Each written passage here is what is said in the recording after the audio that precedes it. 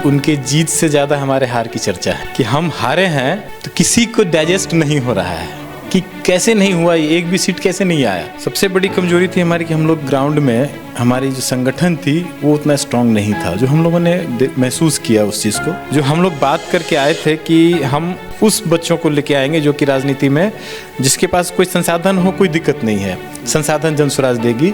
अगर जो आप में क्षमता है कि सामाजिक क्षमता है, सामाजिक पकड़ है आपके पास, तो आप आइए, आपको हम आगे बढ़ाएंगे। विपक्ष की भूमिका में तो हैं ही हम, शुरू से ही जब हम इलेक्शन नहीं लड़े थे तब भी हम ही आवाज़ उठाते थे और अभी भी हम विपक्ष की भूमिका में हम ही सबसे पहले आवाज़ उठाते। तो हमारी देखा देखी बाकी विपक्ष पार्टियां हैं तो आती है। नमस्कार, मैं ऋषि, आप देख रहे हैं बिहार तेज खबर। देखिए, अभी मेरी मौजूदगी पटना में है और पटना में जन स्वराज कार्यालय के अंदर हम मौजूद हैं। मेरे साथ जन स्वराज के कार्यकर्ता हैं, उनसे जानेंगे कि आखिर जन स्वराज 2.0 में आखिर क्या कुछ होने वाले हैं।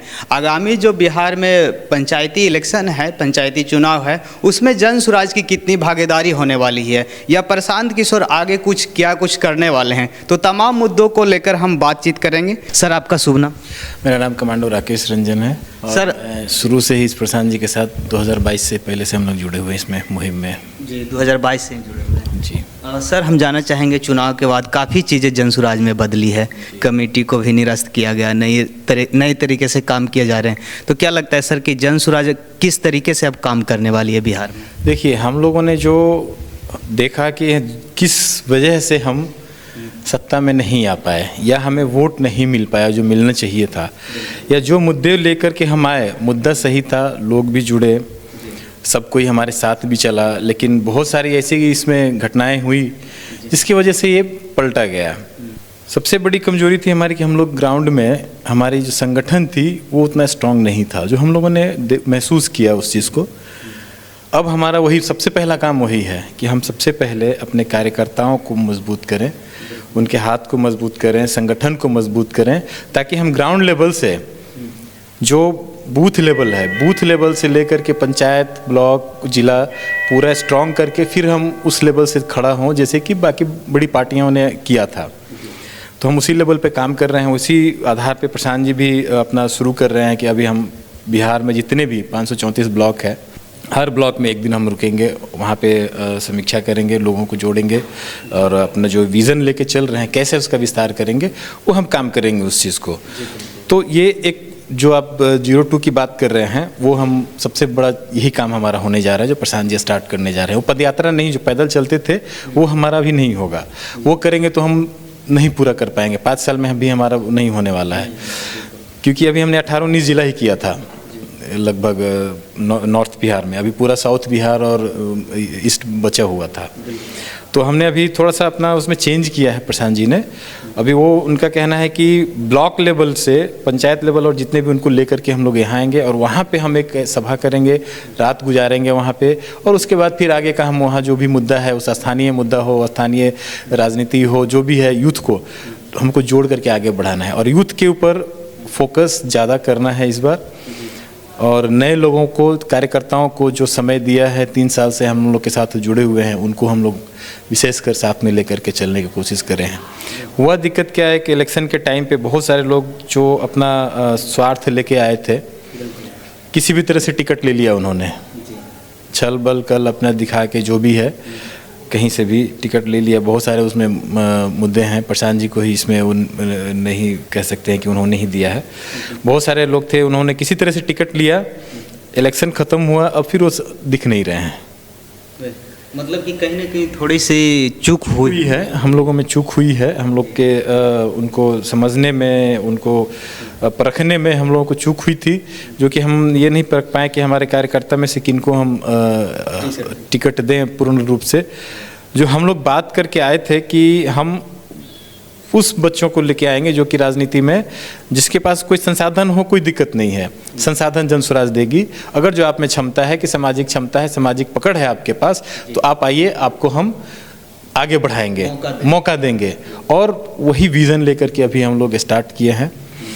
और विपक्ष की भूमिका में तो हैं ही हम, शुरू से ही जब हम इलेक्शन नहीं लड़े थे तब भी हम ही आवाज़ उठाते थे और अभी भी हम विपक्ष की भूमिका में हम ही सबसे पहले आवाज़ उठाते हैं, तो हमारी देखा देखी बाकी विपक्ष पार्टियां हैं तो आती है। काफ़ी लोगों का विश्वास है जनसुराज के ऊपर कि जनसुराज की भले एक भी विधायक नहीं बने हैं, लेकिन विपक्ष की भूमिका अगर कोई अच्छे तरीके से निर्वहन कर सकती है तो जनसुराज ही है। देखिए, कहावत है एक कि उनके जीत से ज़्यादा हमारे हार की चर्चा है।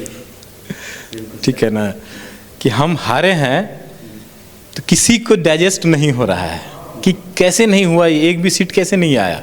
लोग यही चर्चा कर रहे हैं कि क्यों, कैसे, कहाँ पे, क्या। हम लोग हर विधानसभा में जाते थे, देखते थे, हम शुरू से जुड़ा हुआ हूँ उसमें। हम लोग भी कभी भी एक्सपेक्ट नहीं किए थे कि हमारा वोट, एक तो सीट नहीं आएगा और वोट भी परसेंटेज हमारा इतना नहीं होगा।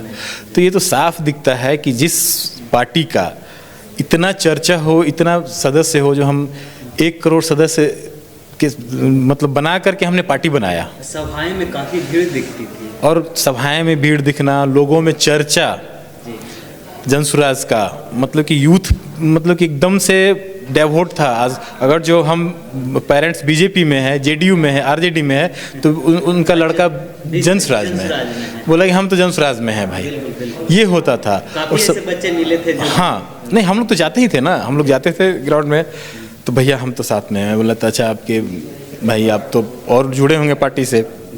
सर उसका चिंता मत करिए, पिताजी तो मेरे फलना पार्टी में हैं, लेकिन हम जनसुराज में हैं। तो ये स्थिति को आप समझिए कि किस तरह से दबाया गया।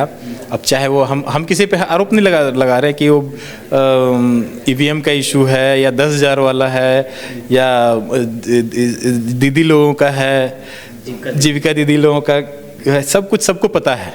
उस चर्चाएं करते हैं सब कि इशू कहाँ हुआ है। तो जब उनके बीच में चर्चाएं हैं तो हम फिर उस मुद्दे को उठा के क्यों अपना वो खराब करें। लेकिन ये समझने की चीज़ है कि आज आपने ले लिया, सत्ता ले लिया, हम क्यों आए थे? हम आए थे कि भाई हमारी ये मुद्दाएं हैं, सबसे बड़ा पलायन, बेरोजगारी, शिक्षा, स्वास्थ्य, ये हम लोग लेके आए थे, इसके ऊपर हम चर्चा करते थे। आज वो स्थिति हो गई कि हमारे डर से पेंशन बढ़ गया। हम बोले थे कि हम आएंगे तो 2500 कर देंगे, 2000 कर देंगे, 1100 कर दिया इन्होंने। उसके बाद जो मुद्दा हम बात किए, सब कोई वो मुद्दा पे बात करना शुरू कर दिया। हम तो बोलते हैं हम सत्ता में नहीं आए, कोई दिक्कत नहीं है, हम जो मुद्दा लेके आए वो मुद्दा हो जाए बिहार में, हमें खुशी होगी कि हम सत्ता में नहीं आए, हमारे बिना सत्ता में आए मेरा काम हो गया। हम लोग वो सोचते हैं, क्योंकि हम शुरू से जुड़े हैं। मैं बता रहा हूँ, प्रशांत जी के साथ में हम लोग का यही चर्चा है कि हम आए नहीं आए, सत्ता में आना मेरा काम नहीं है, व्यवस्था परिवर्तन होना चाहिए। व्यवस्था परिवर्तन अगर जो बिना मेरे सत्ता में आए हो जाता है, हमारे डर से ही, डर तो आपको दिख रहा है ना, सबको दिख रहा है कि इलेक्शन से पहले आप क्या क्या कर रहे हैं, हमारे मुद्दाओं के ऊपर काम करना शुरू कर दिया। अभी भी आप हमारे मुद्दा के ऊपर काम कर रहे हैं, हमें खुशी है कि आप हमारे मुद्दा पे कम से कम हमारे आने के डर से कर रहे हैं, यही बहुत बड़ी जीत है हमारी। क्या लगता है सर, जनसुराज की पंचायती चुनाव में भागीदारी होने वाली? हम तो पूरा 100% हम लोग भागीदारी कर रहे हैं पंचायती चुनाव में, और उसमें हम लोग पूरा अभी से हमारा लगभग 20,000 के ऊपर लोगों ने रजिस्ट्रेशन भी कर लिया है पंचायती चुनाव के लिए। 20,000 से ज़्यादा लड़कों ने यूथ रजिस्ट्रेशन कर लिया है कि मैं इलेक्शन लड़ूंगा फलना पंचायत से, और किस किस पद के लिए, चाहे वार्ड के लिए हो। हाँ, सब पूरा 20,000 से ज़्यादा उन्होंने रजिस्ट्रेशन कर लिया है। ये डाटा मैं आपको 6 महीने पहले का बता रहा हूँ। इस बीच में हम लोग अभी नहीं किए एनालिसिस कि कितना हो गया है, लेकिन अभी लगता है कि 50,000 क्रॉस कर गया, क्योंकि वो ग्राउंड लेवल है। मुझे दिख रहा है कि वो जो पंचायती राज है वो ग्राउंड लेवल है, और पंचायती राज ही एक्चुअल सत्ता है। अगर जो आप देखें, काम वहीं से होना है। आप कहीं भी एमपी का हो, एमएलए का हो, कोई भी फंड जाना है तो आप पंचायत से ही काम होना है।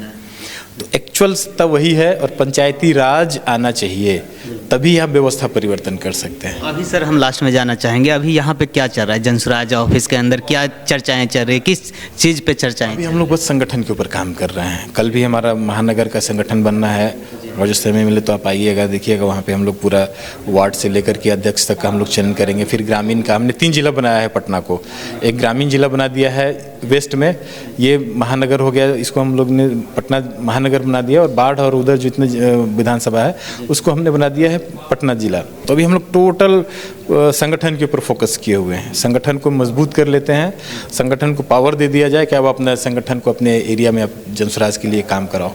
यानी कि जनसुराज फिर से दुगनी क्षमता के साथ आने वाली है लोगों के। एकदम हम दुगनी क्षमता से हम अपने ताकत को बढ़ा रहे हैं, जनता के बीच जा रहे हैं और उनके बीच में जा कर के उनके मुद्दों को उठा रहे हैं ताकि हम उनके बीच में रह सकें। क्योंकि कोई भी पार्टी अभी सत्ता में आ गई है तब वो कहीं जाना नहीं है उनको, अभी वो ऑफिस में बैठेंगे। तो देख सकते हैं मेरे साथ जनसुराज के कार्यकर्ता थे और प्रशांत किशोर जी के पुराने साथी हैं, जो कि उनके साथ पैदल यात्रा भी काफ़ी लंबे समय से चले हैं और साथ में रहे हैं। बाकी आप लोग अपनी अपनी प्रतिक्रिया जरूर दीजिएगा। जनसुराज को लेकर आप लोग क्या सोच रहे हैं, जनसुराज की क्या भागीदारी होने वाली है, इन सारी चीज़ों पर हमने चर्चा किया। तो अपनी अपनी प्रतिक्रिया नीचे कमेंट बॉक्स में ज़रूर बताइएगा। तब तक के लिए जय हिंद।